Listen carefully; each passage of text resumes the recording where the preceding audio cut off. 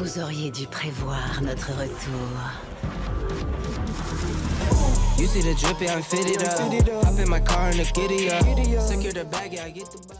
Salut à tous, c'est Thomas, j'espère que vous allez bien. Aujourd'hui on se retrouve pour une nouvelle vidéo sur Fortnite dans laquelle on va parler d'actualité. Mais avant tout, c'est la première vidéo de l'année, alors bonne année à tous, je vous souhaite que du positif. Désolé si j'étais pas très actif pendant les vacances, je suis tombé malade et en plus de ça, il n'y avait pas beaucoup de contenu dans tous les cas. Mais là normalement ça va mieux, donc on va pouvoir reprendre un rythme assez régulier. Alors dès le début, je compte sur vous pour lâcher un maximum de pouces bleus, ça me ferait extrêmement plaisir si on pouvait atteindre les 1000 likes. D'ailleurs bon courage à tous ceux qui ont repris le taf ou les cours, force à vous. Et donc comme chaque année, le jour de l'an, on a eu le droit à un petit événement sur Fortnite avec un feu d'artifice, de la musique, etc. Il me semble que l'animation, les feux d'artifice, etc. ont été améliorés par rapport à d'habitude, donc ça fait plaisir. Désormais, parlons de la fête hivernale, qui est donc terminée. Ça y est, vous ne pouvez plus accéder au chalet et vous ne pouvez plus ouvrir les cadeaux, si je me trompe pas. Alors dans les commentaires, dites-moi ce que vous en avez pensé de cet événement, de cette année. Au niveau des objets cosmétiques qu'on pouvait avoir gratuitement,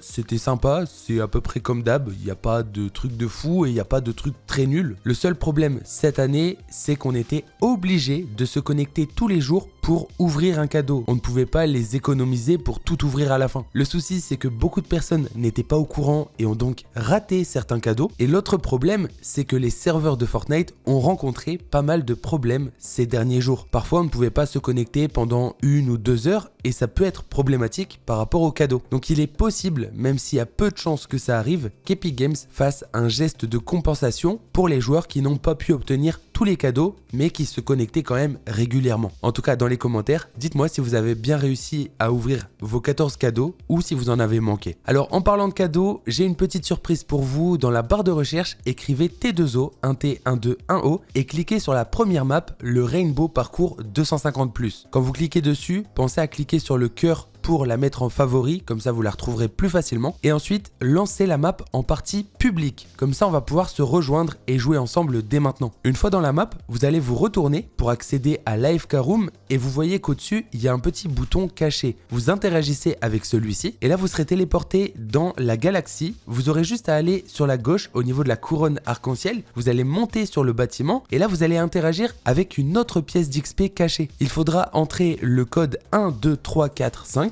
Et là, vous serez téléporté dans une pièce d'XP. Et comme vous le voyez, à chaque fois que vous allez appuyer sur les boutons d'XP, vous allez gagner énormément d'XP. Alors, j'ai répété beaucoup de fois le nom XP, mais en même temps, il y en a tellement à gagner dans la map. Et juste en spammant les boutons, vous pourrez gagner des niveaux comme ça à l'infini. Alors oui, je dis à l'infini parce que même si au bout d'un moment, ça va s'arrêter, il suffit de jouer un petit peu sur la map et ensuite de revenir et vous gagnerez à nouveau de l'XP. Donc profitez-en, terminez votre passe de combat rapidement et obtenez toutes les récompenses en quelques minutes. Et au passage, très important, quand vous êtes sur la map, n'hésitez pas à aller dans le menu tout à droite et à l'ajouter en favori et surtout à la recommander. Mettez bien les 2 boutons sélectionnés comme sur la vidéo, ça me ferait extrêmement plaisir.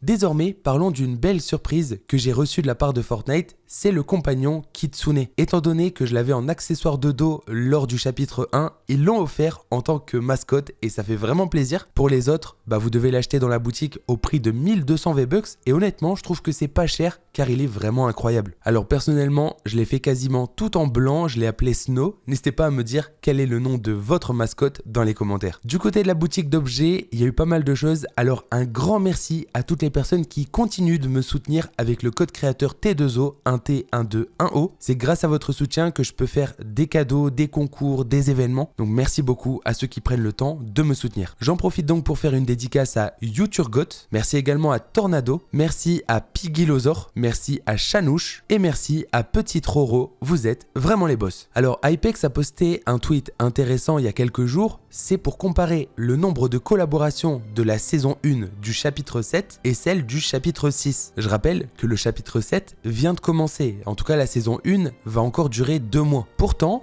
il y a déjà plus de skins de collaboration, 41, qu'il n'y en avait lors du chapitre 6. 38. Et encore une fois, des collaborations, il y en a d'autres qui arrivent. Elles ont déjà fuité, on en parlera juste après. En parlant de collab, récemment, on a eu l'ajout de iShowSpeed dans la boutique et beaucoup de personnes étaient déçues car on aurait pu avoir certaines émotes, il a quand même beaucoup de refs à son actif. Eh bien, rassurez-vous, une nouvelle vague de la collaboration arrivera en 2026 avec notamment plusieurs émotes. On peut donc s'attendre à des danses ou des petites références de Speed qui sont très connues. Sinon, dans les fichiers du jeu, il y a toujours 2 émotes icônes qui sont encryptées et qui pourraient arriver avant la prochaine mise à jour. Une chose est confirmée, c'est que dans ces fichiers encryptés, on n'a pas de mascotte et on n'a pas de skin. Ça veut dire que le compagnon crypto qu'on attendait normalement cette saison et même la saison précédente ne va toujours pas arriver avant la prochaine mise à jour. Alors on verra bien quand est-ce qu'il sera ajouté, mais en tout cas rien de confirmé pour l'instant. Et c'est la même chose avec un skin qu'on attendait depuis des mois maintenant. C'était une nouvelle version du skin de Pomme qui était sorti à l'occasion du conflit entre Apple et Epic Games. Lorsque le jeu est revenu sur iOS, on s'attendait à un skin qui avait d'ailleurs été confirmé. Malheureusement,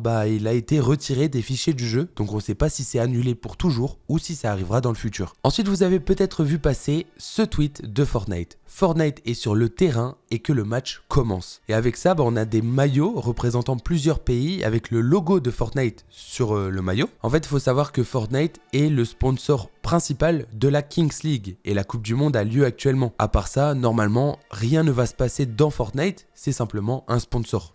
Ensuite, une information que j'ai trouvée quand même assez impressionnante, les joueurs qui ont le pack fondateur de Sauver le Monde ont pu gagner un total de 43 000 V-Bucks en 2025. Vous vous rendez compte ? 43 000 V-Bucks gratuits. Ça équivaut à peu près 300 € qui sont offerts par Epic Games à condition de faire des missions et des quêtes quotidiennes. En vrai les gars, je suis bête parce que même moi j'ai le pack fondateur et je ne fais jamais ces quêtes. Imaginez le nombre de cadeaux que j'aurais pu offrir en plus si j'avais eu ces V-Bucks gratuits. Alors ma résolution pour 2026, c'est de faire un peu ces quêtes histoire d'avoir des milliers de V-Bucks gratuitement. Et en parlant de V-Bucks, n'oubliez pas qu'à partir du 8 janvier, donc dans 3 jours, les récompenses Epic Games vont être rediminuées à 5%. Actuellement, pour tout achat dans Fortnite, Rocket League, etc., vous aviez jusqu'à 20% de récompenses épiques. C'est énorme. Donc là, si vous devez acheter des V-Bucks, faites-le dans les 3 prochains jours pour obtenir 20% au lieu de 5. Ensuite, dans la boutique, dans moins de 120 jours, il va peut-être se passer quelque chose qui n'est jamais arrivé jusqu'à maintenant. Les skins du pass de combat Marvel vont peut-être faire leur retour dans la boutique. Et oui, rappelez-vous, Fortnite a mis en place il y a quelques années maintenant une nouvelle condition qui leur autorise à remettre dans la boutique des skins du pass de combat après un certain temps. Voici donc la liste des différents skins qui pourraient faire leur apparition dans la boutique d'objets alors qu'ils étaient dans un pass de combat. En vrai, je trouve que c'est une bonne idée, surtout qu'ils nous avaient prévenu à l'avance, donc en vrai, c'est pas plus mal. Ensuite, on a plusieurs véhicules de Rocket League qui devraient arriver dans Fortnite, des véhicules en collaboration avec Fast and Furious. Donc si je comprends bien, il y a ces 3 véhicules différents qui pourraient arriver dans Fortnite dans un futur plus ou moins proche. Bon, et désormais, parlons de la prochaine mise à jour qui est donc confirmée. Elle arrive le 9 janvier.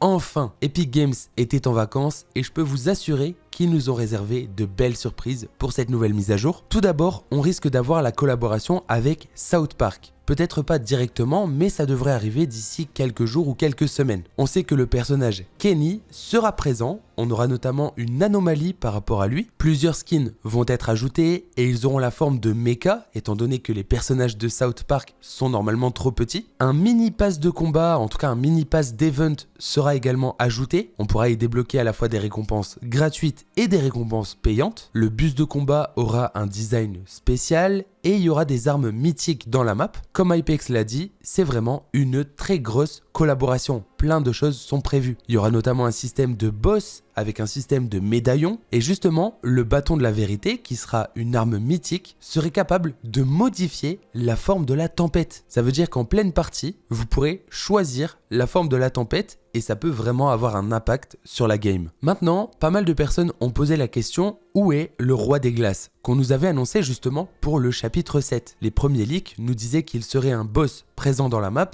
et qu'on pourrait, comme les autres boss, en prendre le contrôle. Eh bien rassurez-vous, ça n'a pas été annulé, mais simplement repoussé. Le roi des glaces devrait faire son retour lors de la saison 2 du chapitre 7, donc à partir du mois de mars. Il serait donc lié au thème de la mythologie nordique, qui est donc le thème de la saison 2, et justement ils ont changé son nom de code, etc. Donc je sais pas si c'est qu'ils ont changé leur plan entre temps ou si c'était prévu comme ça depuis le début.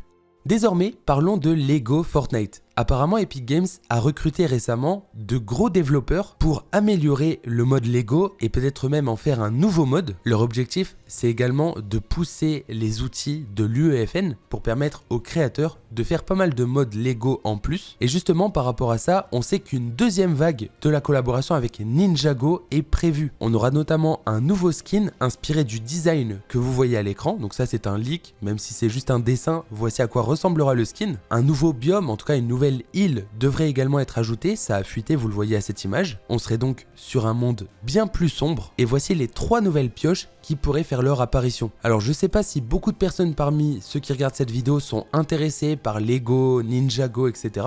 Mais au moins vous avez vos informations. Enfin, parlons de quelque chose qui pour le coup peut vraiment changer Fortnite. Un nouveau mode de jeu extraction est en préparation. Dans les fichiers du jeu, les leakers ont trouvé notamment des quêtes pour ce mode de jeu. Et en fait, il y a de grandes chances que ça arrive dans le but de concurrencer le jeu Ark Raiders, qui est vraiment en train de faire un buzz de fou. En fait, on a la plupart des plus gros créateurs de Fortnite qui en parlent et qui demandent à Fortnite de faire un mode de jeu similaire à Ark Raiders. En termes de fun, de prime, de délire, etc., c'est vraiment quelque chose qui peut sauver le côté Battle Royale entre guillemets de Fortnite. Il y en a d'ailleurs beaucoup qui comparent le prime actuel de Ark Raiders à Fortnite. Le prime de Fortnite, en termes de fun, de délire, etc., c'est vraiment proche, c'est similaire. Alors en voyant ça, Epic Games, il y a des chances qu'ils se sont dit « Ok, on va faire notre propre mode de jeu d'extraction dans Fortnite. » Et en vrai, ça ne m'étonnerait pas. Bref, on arrive à la fin de cette vidéo et j'espère qu'elle vous aura plu. Si c'est le cas, n'hésitez vraiment pas à me donner votre avis et à la liker, ça me ferait vraiment plaisir. Encore une fois, un grand merci à tous ceux qui me soutiennent dans la boutique avec le code créateur T2O, 1T, 1-2, 1O, c'est très important. Alors merci à Jarodinou, merci à Ririk